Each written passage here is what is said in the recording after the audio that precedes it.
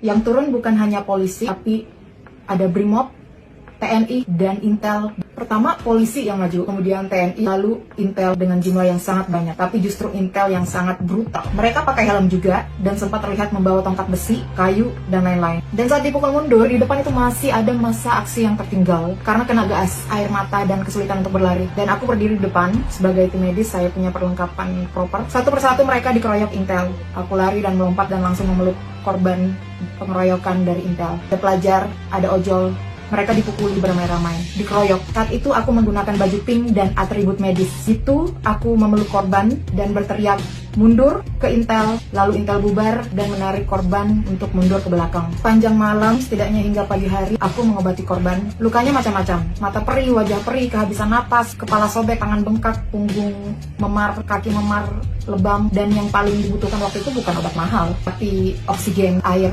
odol bahkan, dan masker. Itu sangat menjadi penyelamat. Tapi yang bikin aku marah justru sangat banyak aparat baik yang berseragam maupun yang tidak berseragam ikut mengintimidasi. Aku sempat dipaksa untuk membuang selongsong bekas peluru gas air mata ini yang sengaja aku simpan di tas medis. Kemudian aku ditodong dan diancam oleh pria tegap berpakaian biasa. Itu aku langsung tanya, "Bapak siapa? Dan dasar aturannya apa?" Terus dia jawab, "Saya anggota." Lalu saya jawab, "Saya nggak peduli. Aturannya mana?" Namun tetap diintimidasi sampai saya harus berteriak di tengah-tengah polisi dan meminta tolong. Lalu responnya biasa aja dong. Bukan cuma itu, aku melihat sendiri banyak motor yang dirusak oleh aparat yang tidak berseragam ini. Dan motor-motor itu punya masyarakat sipil yang sedang berdemonstrasi. Aku melihat gas air mata yang ditembakkan gak hanya dari arah depan tapi juga dari samping, dari dalam gedung DPR, dari JPO. Sementara polisi di depan dengan tamengnya, dengan senjata lengkap, malah tidak habis-habisnya meledek massa aksi, sehingga massa aksi bereaksi, kemudian mereka ditembakkan gas air mata sampai ditangkap satu persatu di depan. Dan itu semua terjadi di depan mataku. Aku lihat jelas, yang turun itu ojol, pelajar, warga.